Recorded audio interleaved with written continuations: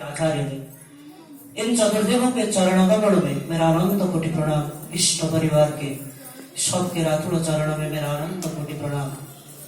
आज के इस हरियासर में उपस्थित ठाकुर के पुतपन्ना धनी सौप्रतिनिधिगण, उपस्थित दादा बधर्ज कर्मीगण, इष्ट प्राणी गुरुभता मंडली, भक्तिमय मातृमंडली, छोटे छोटे बच्चे, सबको मेरे अंतर की प्रीतिपूर्ण जय हो एवं यथास्थाने यथायोग्य प्रणाम निवेदन करता हूँ। कहना निष्प्रयोजन, आज एक विशेष अवसर हम लोग मना रहे हैं। पुरुषोत्तम निरासंगिनी जगत कल्याणमय माँ लक्ष्मी माँ के 132तम जन्म दिवस। आज से ठीक 131 साल पहले 1894 में श्रावण कृष्ण द्वादशी तिथि में माँ इस धरती पे पदार्पण किए थे हम लोगों को राह दिखाने के लिए। ठाकुर की कहावत है, one white crow indicates that crows can be white। बड़ा गहरा अर्थ है इसमें। one white crow indicates that crows can be white। तो हमारे सामने ठाकुर के बाम तरफ, आप सब तो जानते हैं भक्त लोग, बैठे हैं माँ जगत जननी। जब पैदा हुए स्फटिक सम गोरे थे, शुभ्रा थे, तो उनके आई माँ कैलाशवासी देवी उनके नाम रखे फटकी। स्फटकी से फटकी रखे। और उनका भालो नाम, जो स्कूल नाम हमारे जैसे रहता है, था षोडशी बाला देवी। लेकिन जब ससुराल आए, इतने सुंदर, इतने सरस, इतने मनोरम काम करते थे, उनके परिवार में उनकी नाम हो गया सरसी वाला। सरस मतलब जो सबसे सुंदर। उनके कर्म, उनके आचरण, उनके बात, उनके व्यवहार, जो उनके अष्ट वैशिष्ट इतना सरस था, षोडशी वाला से सरसी वाला हो गया। बरस के अपराह्न में एक दिन ठाकुर बैठे हैं, भक्तगण परिवेष्टित ठाकुर बैठे हैं। माँ भी, उनके भी उम्र हो चुकी है, व्हील चेयर में भक्त लोग उनको लेके आ रहे हैं। और ध्वनिमिलित नेत्र में अधर में स्मित हास्य, विश्व विधाता इसे हंस रहे हैं और पूछ रहे हैं, अरे कौन आ रहा है? तो उनके पास में जो भक्त थे बोल रहे थे, माँ आ रहे हैं। फिर ठाकुर मुस्कुराते हैं और पूछते हैं, अरे किसके माँ आ रही है? जैसे वो कुछ नहीं जानते। ये गाना है ना, प्राणवल्लभ हे प्राणवल्लभ, तुम बिना तुम भूखे बुझिब, तुम्हारे सिवा तुमको कौन समझ सकता है? तो ठाकुर बोले, अरे किसके माँ आ रही है? और लोग उनको जैसे समझा रहे हैं, उनको कुछ समझ नहीं है। बोले, आपके बेटे की माँ आ रही है, बड़ फूफा की माँ आ रही है। फिर से दोहराते ठाकुर, अरे किसकी माँ आ रही है? आपके बेटे के माँ, बड़ फूफा के माँ।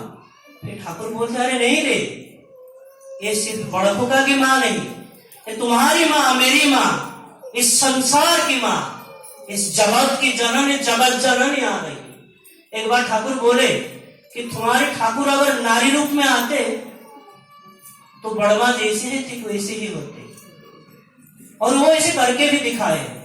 हम लोगों का जो सती का कंसेप्ट था ना, हम लोग सुने हैं देवदेव महादेव की जो प्रथम पत्नी थे, माँ सती, दक्ष प्रजापति की कन्या। संक्षिप्त में बोलते हैं, कहानी तो आपको याद है।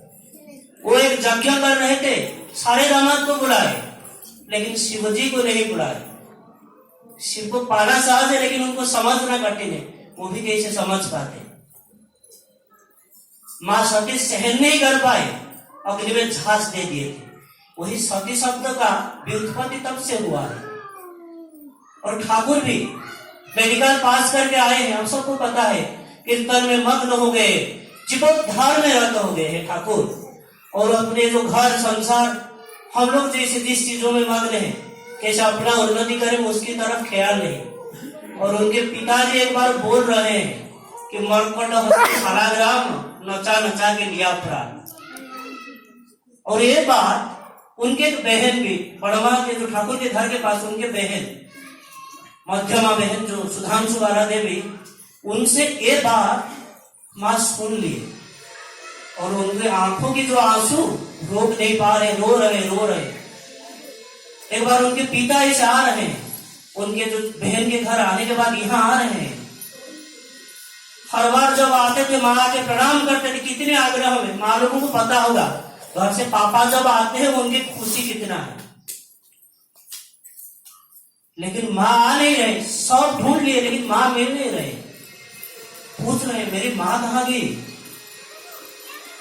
सासू जाके बुला रही है, फिर भी नाराज, मुंह नीचे करके रो रहे हैं माँ। कैसा सतीत्व था उनकी। और माँ अपने स्वामी को कुछ ना कुछ मांगते हैं, अगर ना दो तो अभिमान में बोलते तुमसे नहीं मांगेंगे तो किसके मांगेंगे, थोड़ी ना बाबा को मांग सकते हैं जो होता है।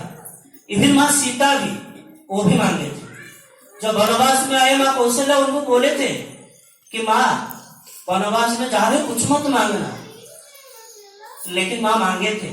और जो हुआ था आप सब पता है, रामायण हो गया। हुआ था ना वही, हेमपुरंगी न चपूर्प वार्ता न श्रूयते वेद पुराण गाथा तथापि दृष्ट्वा रघुनंदनेन विनाशकाले विपरीत बुद्धि। सोने का हिरण देख के लालची में आगे माँ मांग लिए। वो तो खैर उनकी लीला थी, लेकिन जगत जननी माँ अपनी चिबदशा में कुछ भी नहीं मांगे थे ठाकुर। और हर माँ चाहती है कि मैं साधुआ वेश में कैसे जाऊं। हम लोगों का वो है तो ये जो बाजा बजा के लेते हैं वही और डेंगूरा कहते हैं।